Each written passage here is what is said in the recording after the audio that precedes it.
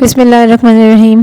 الحمدللہ، کل عرفے کا دن تھا اور لاکھوں کی تعداد میں اللہ کے بندوں نے اللہ کے حکم کی تکمیل کی، روحانی طور پر ہی نہیں، جسمانی طور پر، بلکہ اعلانیہ لبیک لبیک کی صدائیں بلند کیں اور اعلانیہ اللہ کو کہا، اللہ ہم حاضر ہیں، ہم گواہی دیتے ہیں کہ آپ واحد لا شریک ہیں، بے شک ساری تعریفیں آپ ہی کی ہیں اور ساری نعمتیں آپ ہی کی دی ہوئی ہیں۔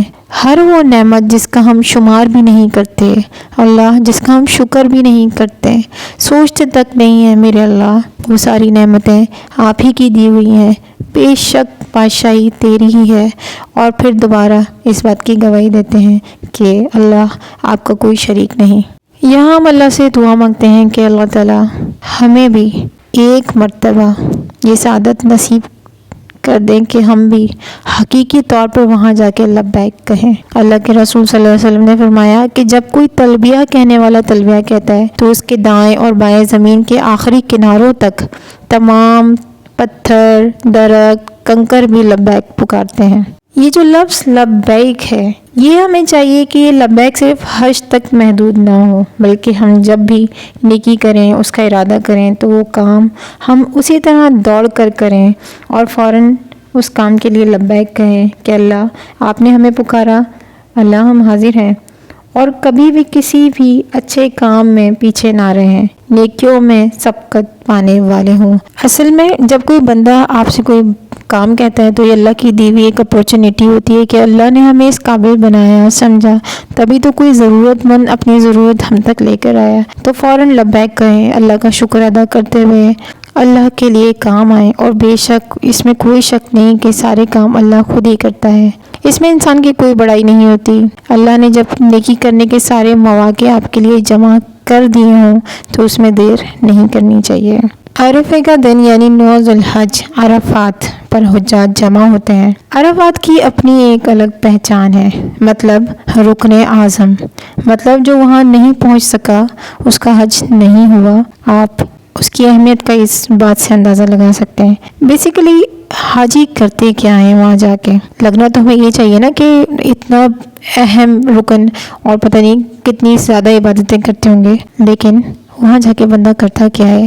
چلچلاتی ہوئی دھوپ میں صرف اور صرف اپنی اور اللہ کی ایک دوسرے سے پہچان کرواتا ہے۔ یہ جو لفظ ہے نا عرفہ، یہ نکلا ہے عرف سے، اور عرف کا مطلب ہوتا ہے پہچان کروانا، یعنی بندہ اپنے اللہ کو پہچان رہا ہے۔ اس دن ہر حاجی کی کوشش یہ ہوتی ہے کہ وہ بالکل الگ بیٹھ جائے، اونچی سے اونچی پہاڑی پر چلا جائے، اپنے اللہ سے قریب ہو جائے، اور اس وقت ہوتا کون ہے؟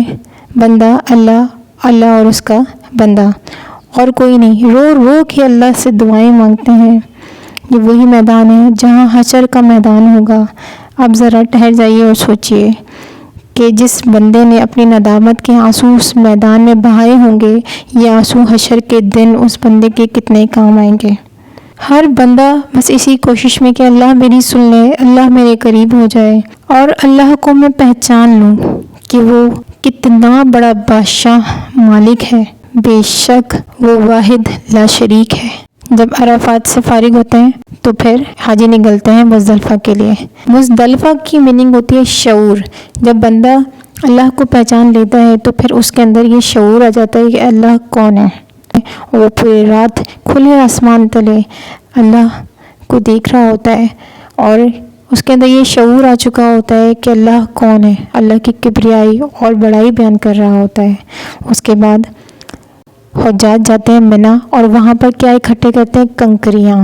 یہ صرف کنکریاں نہیں ہوتی، یہ وہ ہتھیار ہیں جو ہر اللہ کے بندے کو اس وقت چلانے ہوتے ہیں جب شیطان اس سے اللہ کی نافرمانی کروا رہا ہوتا ہے کہ اللہ ہم بے حیائی کے کام نہیں کریں گے، اس کے لیے کنکری ماریں گے، ہم جھوٹ نہیں بولیں گے، اس کے لیے یہ ہتھیار استعمال کریں گے، اور ہمیشہ اللہ کی احکامات کی پیروی کریں گے، اور یہ کہتے جائیں گے بسم اللہ اللہ اکبر، کہ اللہ کے نام سے شروع کریں، بے شک اسی کی کبریائی ہے، اسی کی بڑائی ہے، اور دنیا میں رہتے ہوئے اللہ کی اطاعت کریں گے، اور اس کے ساتھ ساتھ سنت رسول صلی اللہ علیہ وسلم کی پیروی کریں گے۔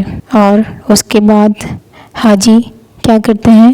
قربانی کرتے ہیں۔ یہ قربانی اسی عمل کی تصدیق کرتی ہے کہ اللہ ہم آپ کو پہچان گئے ہیں، ہم آپ کو جان گئے ہیں، ہمیں شعور آ گیا ہے کہ آپ بہت کبیر ہیں میرے اللہ، واحد لا شریک ہیں۔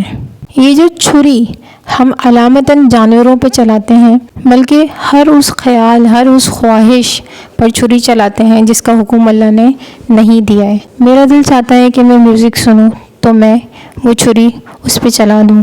میرا دل چاہتا ہے کہ میں بہت پیسہ کماؤں اور اس میں اس بات کا خیال نہ رکھوں کہ وہ حلال ہے یا حرام ہے، تو میں اس حرام پیسے پہ اپنی چھری چلاؤں۔ میرا دل چاہتا ہے کہ کوئی میرے ساتھ برا کرتا ہے تو میں اس کے ساتھ بھی ویسے ہی کروں، تو لیکن میں اپنی اس خواہش پر چھری چلاؤں۔ میرا دل چاہے کہ میں کوئی ایسا لباس پہنوں جو نازیبا ہے تو میں اس پر چھری چلا دوں، کیونکہ اللہ کی رضا اس میں نہیں ہے۔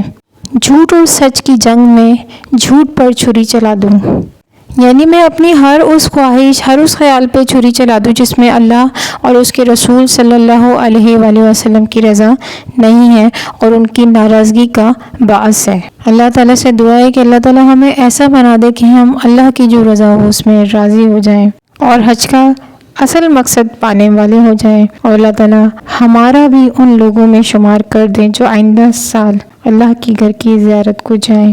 آمین۔ جزاک اللہ خیراً کثیرا۔